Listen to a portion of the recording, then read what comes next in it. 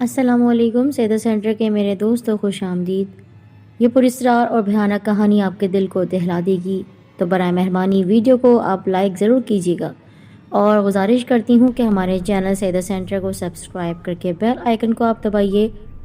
آپ اس بات کا خیال رکھیے گا کہ آل نوٹیفیکیشن پر بھی کلک کر دیجیے، اور ہاں، ہماری تمام ویڈیوز کو آپ شیئر ضرور کیا کریں۔ سن 1980 کے قریب ایک شہر پر جنات کا قبضہ تھا۔ ان جنات نے شہریوں کا جینا حرام کر دیا تھا، اور وہ صرف جسمانی طور پر ہی ان کو تکلیف نہیں پہنچاتے تھے، بلکہ ان کو روحانی طور پر بھی ان جنات نے ہلا کر رکھ دیا تھا۔ غرض کہ وہ شیطان جنات شہر کے رہنے والے لوگوں کو بہت ہی بری طرح سے تباہ کر رہے تھے۔ تو اس دوران ایک بہت بڑے عالم دین آئے۔ وہ عامل بھی تھے۔ انہوں نے اپنے عمل کے ذریعے ان جنات کا خاتمہ کر دیا، لیکن ان جنات کی ایک چھوٹی بیٹی وہ زندہ بچ گئی، اور وہ اپنی جان بچا کر ایک جنگل میں چلی گئی۔ وہ 40 دن کا چلہ تھا، جس میں اس عامل بابا کو بہت بڑی محنت کرنا پڑی تھی، اور وہ بہت ہی خطرناک عمل سے ان جنات کو ختم کر چکے تھے۔ لیکن جب وہ جنزادی بچ گئی تو وہ جنگل میں چلی گئی، اور اسی جنگل میں رہتے ہوئے وہ دن رات یہی سوچتی کہ میرا پورا خاندان تباہ ہو گیا ہے، میں اکیلی ہو گئی ہوں، کوئی بھی نسل باقی نہیں رہی۔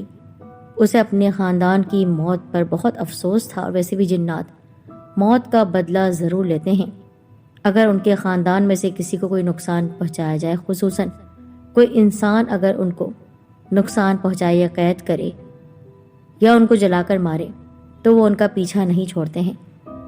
اسی طرح وہ اپنے خاندان کی موت کا بدلہ لینا چاہتی تھی اس عامل سے، لیکن ابھی وہ بہت چھوٹی تھی۔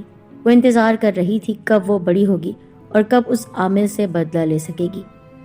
وہ خبیث جنزادی اسی جنگل میں زندگی گزارنے لگی۔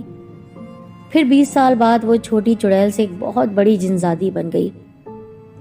چڑیل اس لیے اس کو کہا جاتا کہ وہ شیطانی طاقت رکھتی تھی، اور اس نے ان 20 سالوں میں بہت سے عمل کیے، شیطان کی پوجا کی، نہ جانے کتنے بتوں کے آگے سجدے کیے، پھر جا کر اس کو طاقت ملی۔ شیطان نے خاص طور پر اس کی طاقت کو بڑھا دیا تھا، کیونکہ وہ مارنا چاہتی تھی، وہ قتل کرنا چاہتی تھی، وہ بدلہ لینا چاہتی تھی، خاص طور پر انسانی ایک پوری آبادی کو وہ اپنے قبضے میں کر کے شیطان کی پجاری بننا چاہتی تھی۔ اس کی طاقت اور بدلہ لینے کا جنون اب بڑھ چکا تھا۔ اسے کسی بھی قیمت پر اس عامل کرم دین سے بدلہ لینا تھا۔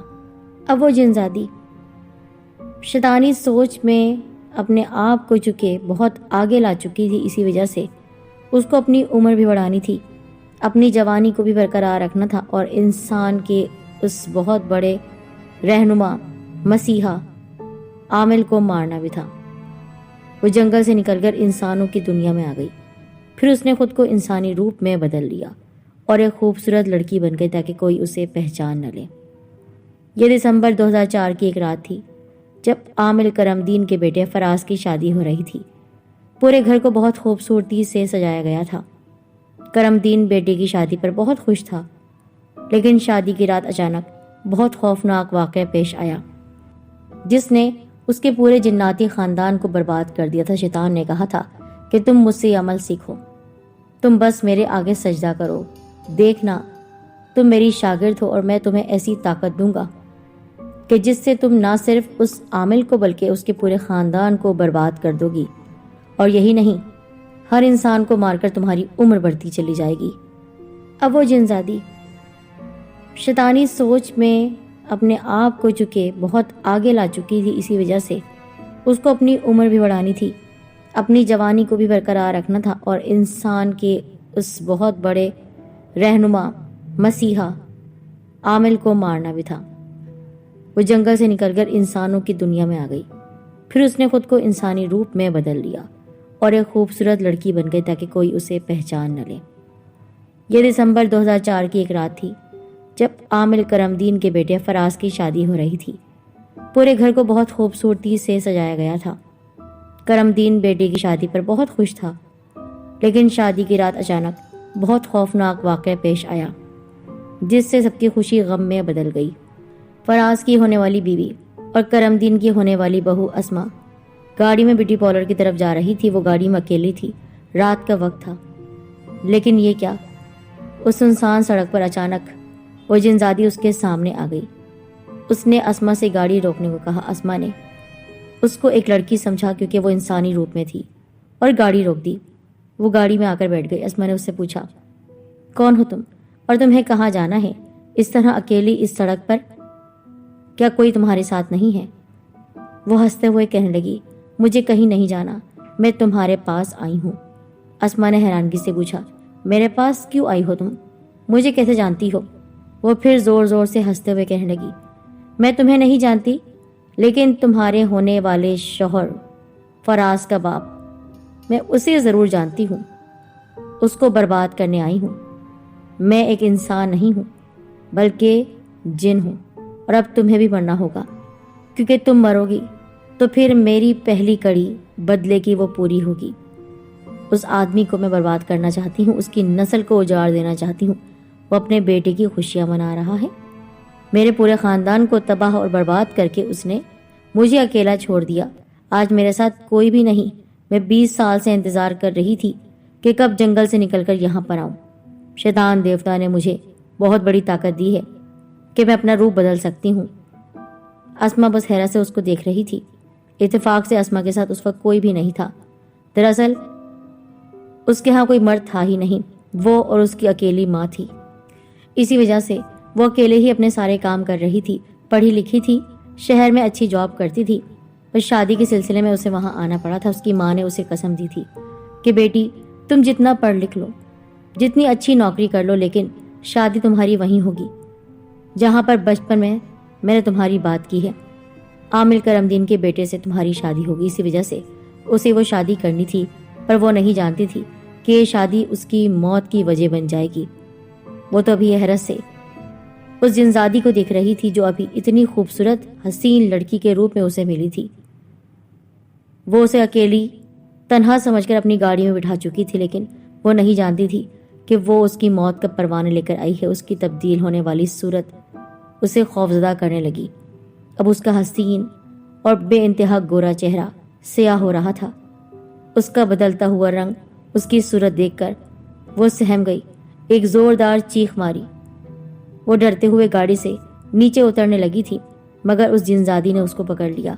وہ روتے ہوئے کہنے لگی، دیکھو مجھے اس شادی سے کوئی مطلب نہیں تھا، میں تو شہر میں اچھی خاصی نوکری کر رہی ہوں، وہیں پہ ایک لڑکا مجھے پسند تھا، میں اسے شادی کرنا چاہتی تھی، لیکن میری ماں نے مجھے واسطہ دیا اپنی ممتا کا اور کہا کہ میں دودھ نہیں بخشوں گی، میں تجھے معاف نہیں کروں گی، زندگی بھر تجھے اپنا چہرہ نہیں دکھاؤں گی۔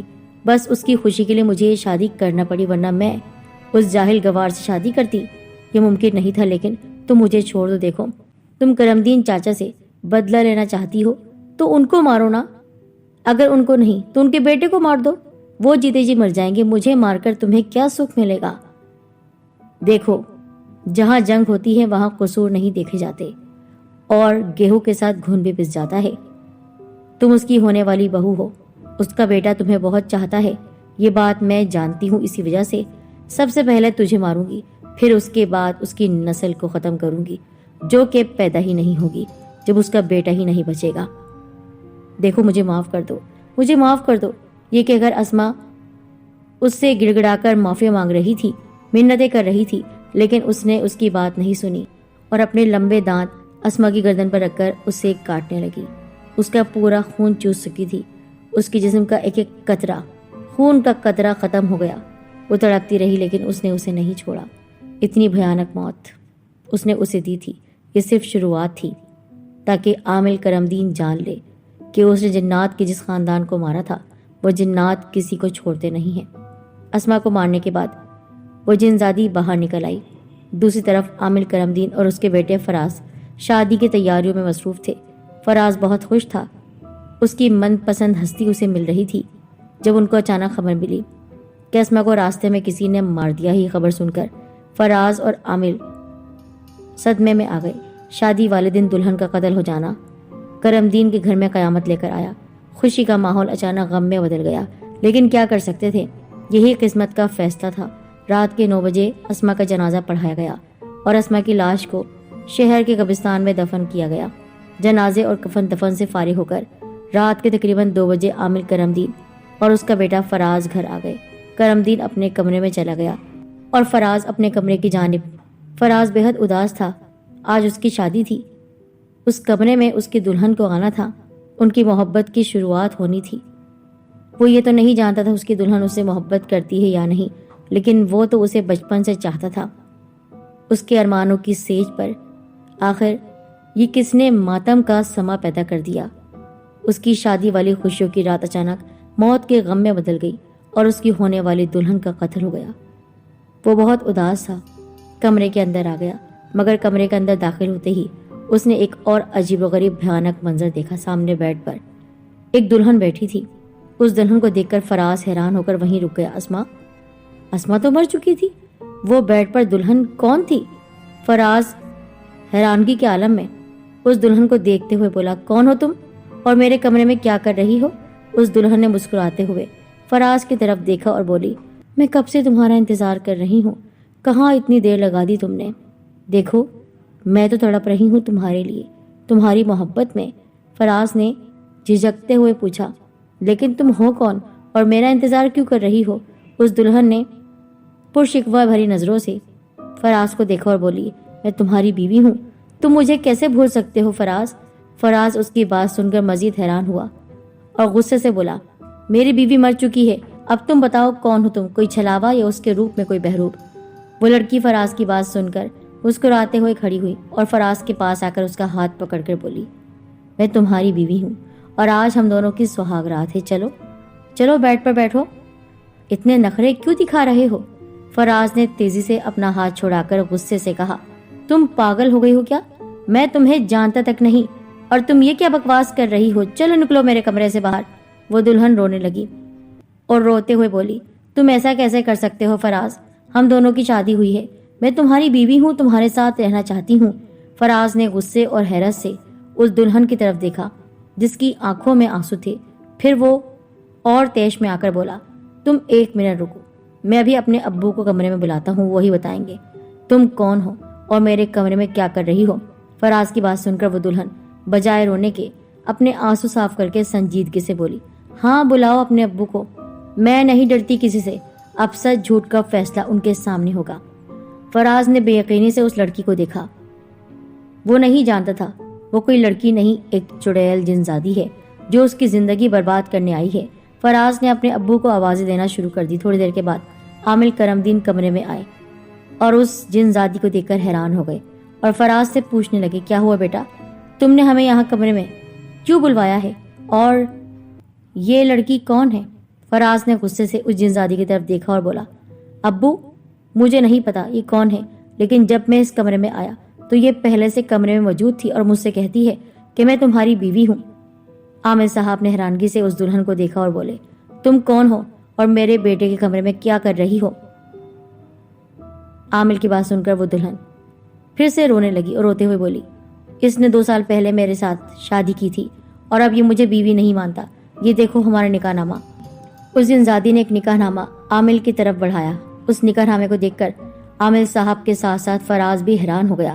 کرمدین کچھ دیر تک اس نکاح نامے کے کاغذات کو دیکھتا رہا، پھر غصے سے فراز کی طرف دیکھتے ہوئے بولا، تم نے شادی کر لی اور ہمیں بتایا بھی نہیں، یہ تمہاری بیوی ہے اور اب تم اسے قبول بھی نہیں کرتے ہو؟ فراز نے گھبراتے ہوئے کہا، نہیں ابو، یہ جھوٹ بول رہی ہے اور یہ نکاح نامہ جھوٹا ہے نا، یہ میری بیوی نہیں ہے اور نہ میں اسے جانتا ہوں۔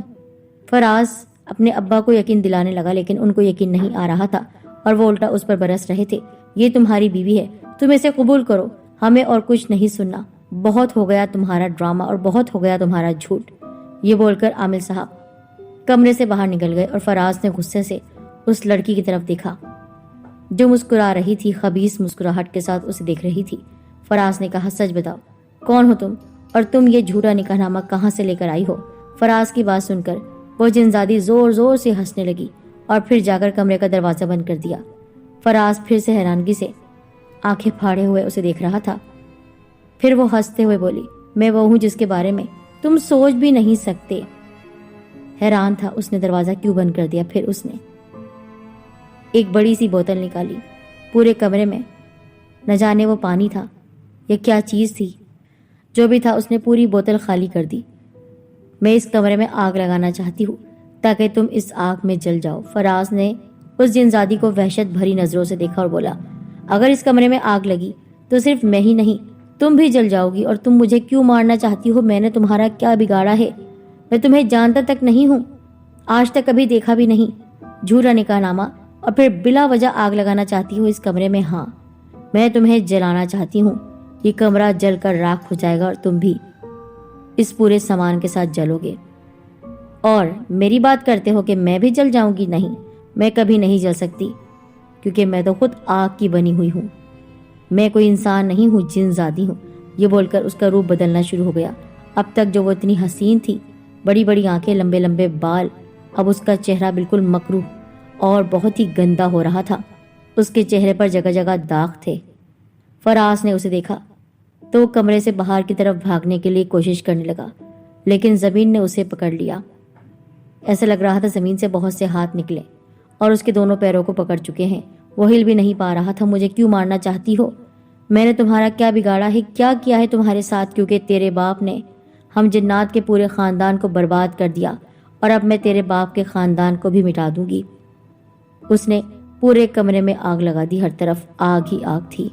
وہ آگ کچھ اس طرح تھی کہ نہ دھواں کمرے سے باہر آیا، نہ ہی آگ کی لپیٹیں باہر کی طرف آ رہی تھی، بس کمرے میں آگ لگی ہوئی تھی۔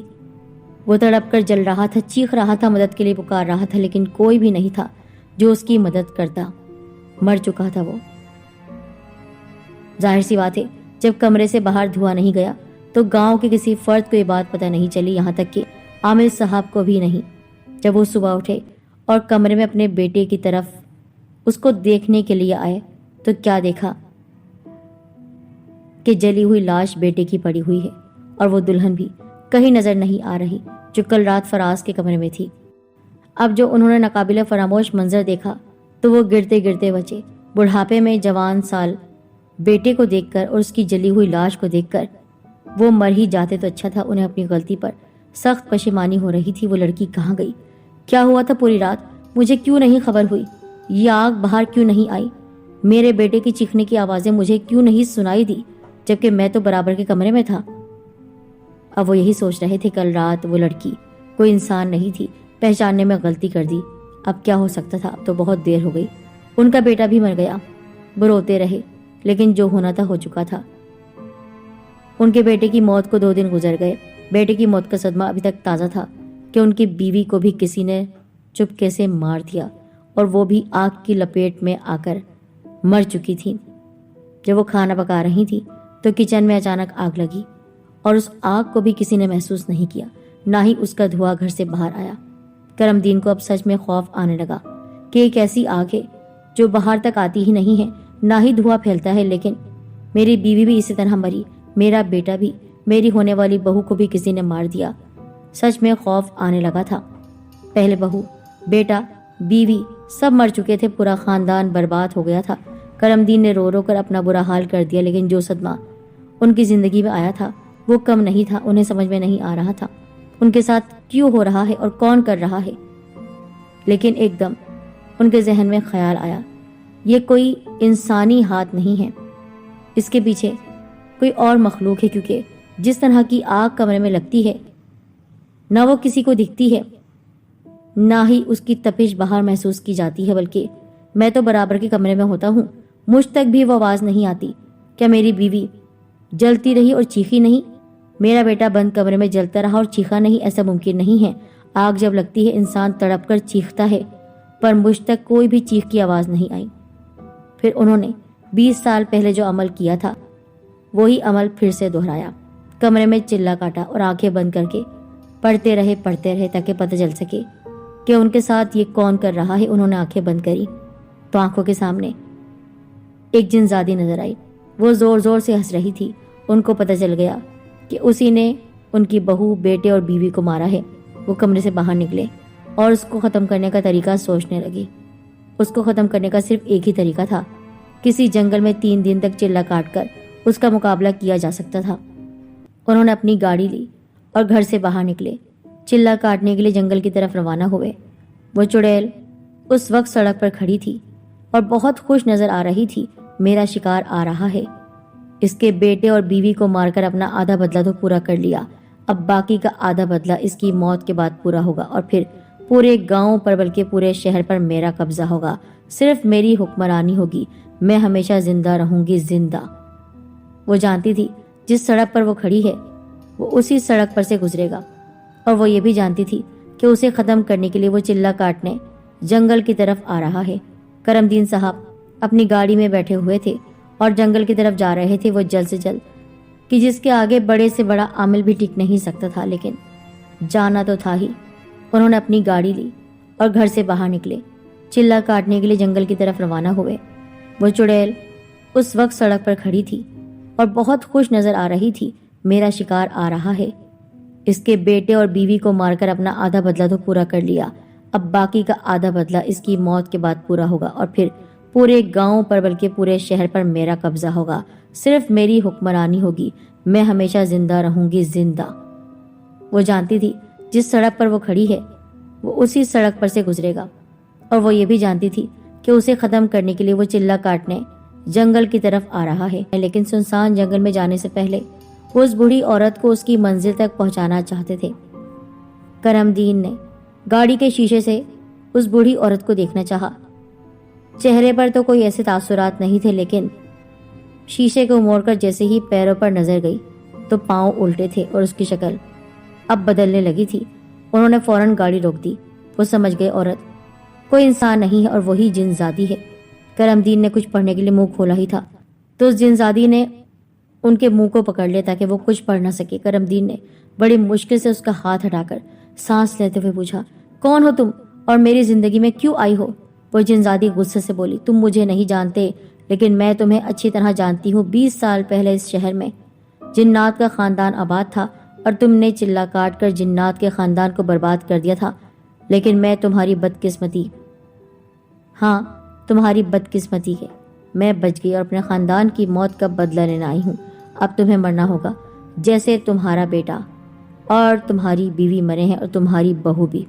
میں نے صرف انسانیت کو بچانے کے لیے تمہارے خاندان کو تباہ اور برباد کیا تھا، میری کوئی ذاتی دشمنی نہیں تھی، تم بھی اللہ تعالیٰ کی مخلوق ہو، لیکن تم لوگ انسانوں کو تکلیف پہنچا رہے تھے، ان کو جسمانی طور پر ذہنی طور پر اذیت دے رہے تھے، ان کے گھروں میں گھس کر ان کو اور ان کی نسلوں کو برباد کر رہے تھے، اسی وجہ سے مارنا پڑا اور اب تمہاری بھی باری ہے۔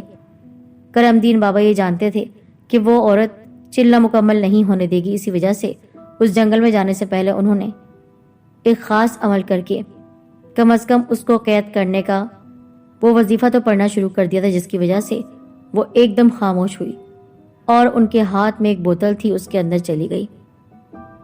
اس بوتل کو اپنے ہاتھ میں لے کر وہ جنگل میں آئے۔ جنگل میں بھیانک آوازیں آ رہی تھیں، جنات کی آوازیں تھیں یا پھر کوئی درندہ۔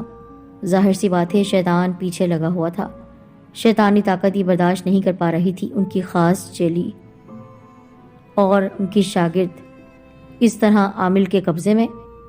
شیطانی طاقتوں نے بہت کوشش کی کہ وہ بوتل ٹوٹ جائے اور کرم دین بابا کا چلہ ہمیشہ ہمیشہ کے لیے ختم ہو جائے اور وہ مارا جائے، یہاں تک کہ سارے انسان بھی۔ لیکن چونکہ وہ بہت محنت سے یہ عمل کر رہے تھے، اس وجہ سے ان کو طاقت دی گئی۔ جب روحانی طاقت زیادہ ہوئی تو شیطانی طاقت کم ہو گئی، اور پھر اس بوتل کو انہوں نے وہیں زمین میں دفن کر دیا۔ کچھ اس طرح اس زمین میں گاڑا تھا کہ کوئی بھی اس بوتل کو نکال نہیں سکے۔ پھر انہوں نے 3 دن کا یہ عمل مکمل کیا اور جنگل سے باہر آ گئے، سرخرو ہو کر، گو کہ اپنے بیٹے کو، بہو کو اور بیوی کو کھو دیا تھا، لیکن باقی انسانوں کو تو بچا لیا تھا اس جن زادی سے۔